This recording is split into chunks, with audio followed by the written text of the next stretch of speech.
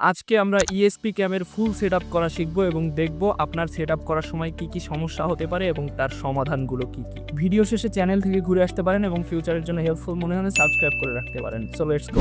আমাদের দরকার হবে একটি ESP32 ক্যাম, একটি প্রোগ্রামার বোর্ড এবং একটি মাইক্রো ইউএসবি ডাটা কেবল। আর সবচেয়ে গুরুত্বপূর্ণ বিষয়টা হচ্ছে একটা স্টেবল নেট কানেকশন।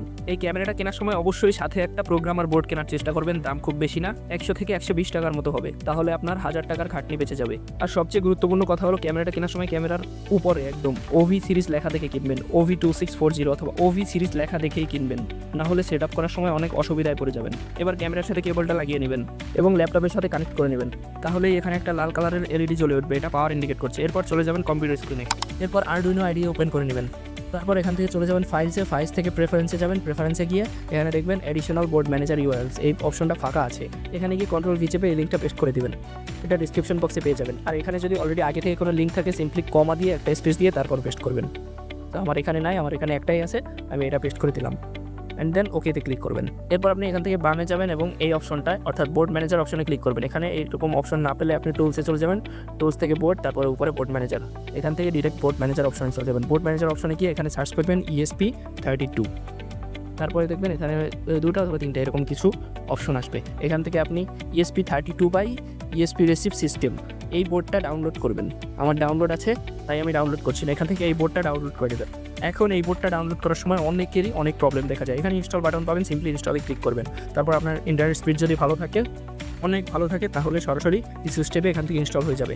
আবার আপনি মাঝে মাঝে ইনস্টল করার সময় মাঝখানে গিয়ে ক্যান্সেল হয়ে যেতে পারে, অর্থাৎ এই বামে ডানের এই পাশটায় ইরোর অপশন দেখা দিতে পারে। কিছুক্ষণ ইনস্টল শুরু হওয়ার কিছুক্ষণ পরেই ক্যান্সেল হয়ে যেতে পারবে। এটা হয় সাধারণত নেট কানেকশন দুর্বল থাকলে, নেট কানেকশনে প্রবলেম থাকলে, অথবা এটার জন্য যে নেট কানেকশন রিকোয়ার্ড সেই নেট কানেকশনের চেয়ে দুর্বল নেট কানেকশন থাকলে সেক্ষেত্রে কী করতে পারবেন, আপনি এখান থেকে গিয়ে ভার্সনটা চেঞ্জ করে নিতে পারবেন।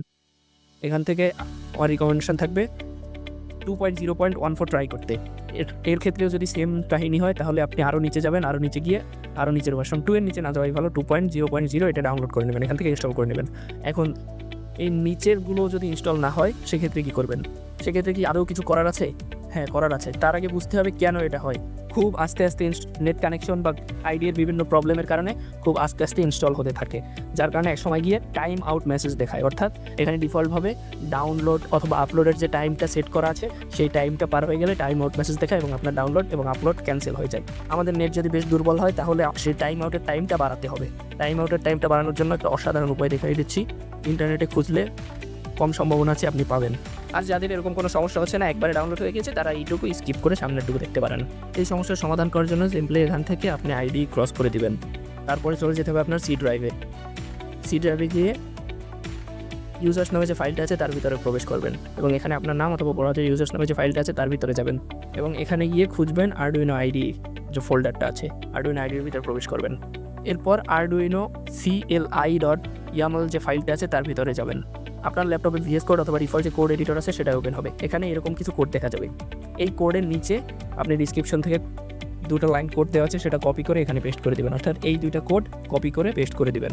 তাতে কী হবে, আপনার ডিফল্ট যে টাইমটা আছে সেই টাইমটা বৃদ্ধি পাবে, অর্থাৎ লং টাইম ধরে আস্তে আস্তে ডাউনলোড হলেও লং টাইম ধরে ডাউনলোড হবে এবং ক্রস হবে না।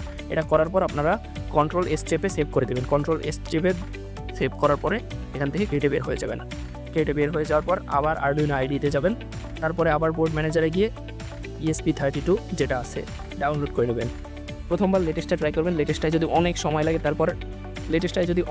তারপর ক্যান্সেল হয়ে যায় ইরোর দেখে, তাহলে সেকেন্ড চয়েস যেটা আছে 2.0.14 এটা ডাউনলোড করবেন।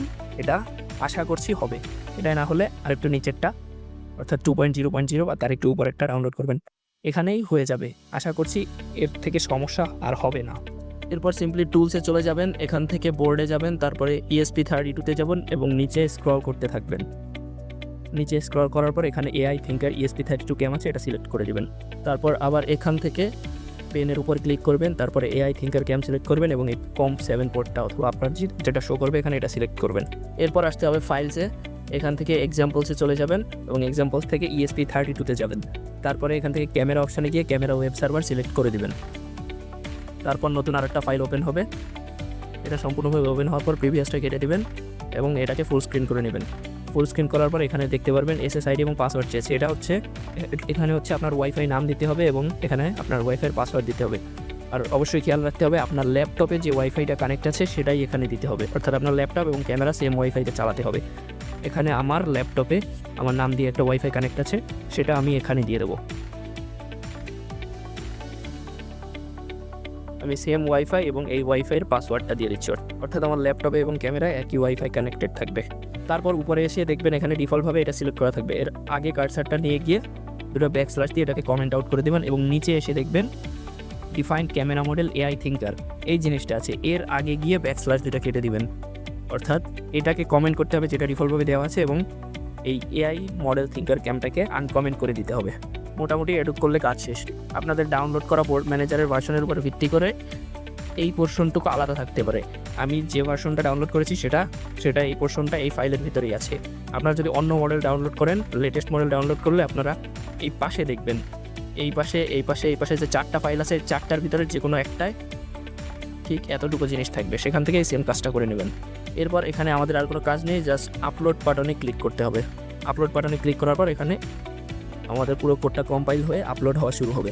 আমাদের পুরো কোডটা আপলোড হওয়া শুরু হয়েছে। আপলোড হওয়ার সময় এরকম কিছু একটা দেখতে পারবেন এবং আমাদের কোড আপলোড হওয়া কমপ্লিট হয়ে গিয়েছে। এখানে দেখা আছে হার্ড রিসেটিং দিয়ে RTS পিন। এটা আসলেই আপনি বুঝবেন যে আপনার কোড কমপ্লিট হয়ে গিয়েছে আপলোড হওয়া। তারপর এখান থেকে চলে যেতে হবে উপরে আবার টুলস থেকে আপনার চলে যেতে হবে সিরিয়াল মনিটরে। সিরিয়াল মনিটরটা ওপেন করে নেবেন। এখানে এরকম ডট ডট ডট অটোমেটিক দেখতে পাবেন। তারপর আপনাকে আবার চলে যেতে হবে ক্যামেরার কাছে। এখানে আপনি নিচের দিকে প্রোগ্রামারের দুই পাশে দুইটা বাটন দেখতে পাবেন।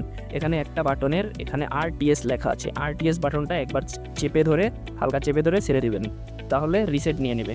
রিসেট নেওয়ার পরে আপনার সিরিয়াল মনিটরে এরকম কিছু একটা দেখা যাবে।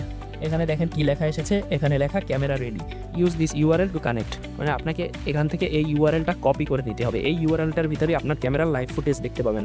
এই URLটা শুধুমাত্র এই URLটা এখান থেকে কপি করে নিতে হবে। এবার চলে যেতে হবে আপনার যে কোনো ব্রাউজারে। আমি গুগলে চলে যাচ্ছি। আপনি সেই URLটা পেস্ট মেরে দিবেন এবং এন্টার দিয়ে দিবেন, তাহলে আপনাকে নিয়ে আসবে ক্যামেরার যে ওয়েবসাইট, লোকাল সাইটটা আছে সেখানে। এখান থেকে স্টার্ট স্ট্রিম দিলে আপনার ক্যামেরা ওপেন হয়ে যাবে। হ্যালো, দেখতে পাচ্ছেন ক্যামেরা ওপেন হয়ে গিয়েছে। ক্যামেরার স্মুথনেস নির্ভর করবে আপনার ইন্টারনেট স্পিডের উপর।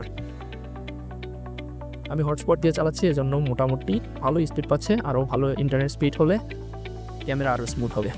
এখান থেকে কিছু অপশন আছে, চাইলে নিজে টেস্ট করে নিতে পারেন। যেমন এখানে রেজুলেশন অপশনটা আছে, এখান থেকে আপনি রেজুলেশন পরিবর্তন করে নিতে পারবেন। এই যে দেখলেন আমাদের ক্যামেরার ফ্রেমটা অনেক বড় হয়ে গিয়েছে। রেজুলেশনটা আমরা চেঞ্জ করে দেওয়ার ফলে ক্যামেরার ফ্রেম বড় হওয়ার ফলে ল্যাগও বেড়ে গিয়েছে।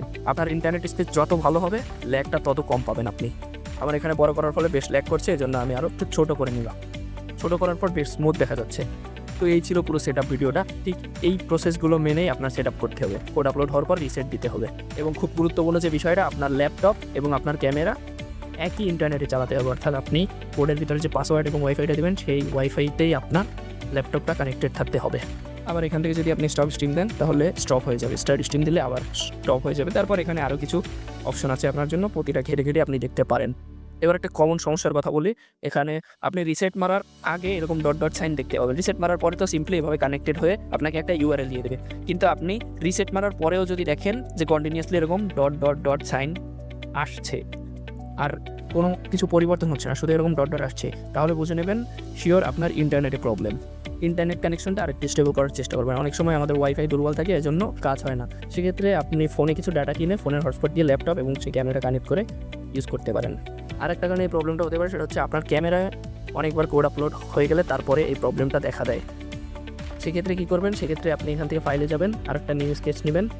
নিউ স্কেচ নেওয়ার পর প্রিভিয়াসটা কেটে দিলেন। তারপরে এখানে যে কোডটা আছে ফাঁকা কোড, সেটআপ এবং লুপ নামে দুটো ফাঁকা ফাংশন আছে। এই ফাংশন দুটোই আপলোড দিয়ে দেবেন আপনার ক্যামেরার মধ্যে। এই ফাংশন দুটো আপলোড দিলে কি হয়, এই ফাংশন দুটো আপলোড দিলে আপনার পুরো মেমোরিটা ক্লিয়ার হয়ে যাবে। আপনার পুরো মাইক্রো কন্ট্রোলারের ESP32 যে মেমোরিটা আছে ক্লিয়ার হয়ে যাবে। তারপর আপনি আবার আগের নিয়মে কোডগুলো আপলোড দিবেন। তার আগে রিসেট মেনে নেবেন। প্রতিবার কোড আপলোড করার পর রিসেট দিয়ে নিতে হবে, না হলে কিন্তু কাজ হবে না। তো এই ছিল আজকের ভিডিও। আমি এখানে ট্রাই করেছি ESP32 ক্যামের উপর A to Z টিউটোরিয়ালের পাশাপাশি আপনাদের মোস্ট পসিবল যে সমস্যাগুলো হতে পারে তার সমাধান দেওয়ার। কিছুদিন আগে আমি এই ক্যামের উপর একটা ওভারভিউ ভিডিও বানিয়েছিলাম, সেখান থেকে অনেকেই আমাকে রিচ করে তাদের ইন্টারেস্টের কথা জানিয়েছে, এজন্যই এই ফুল টিউটোরিয়ালটা দেওয়া। ভিডিও ভালো লেগে থাকলে লাইক দিতে পারেন। দেখা হবে পরবর্তীতে।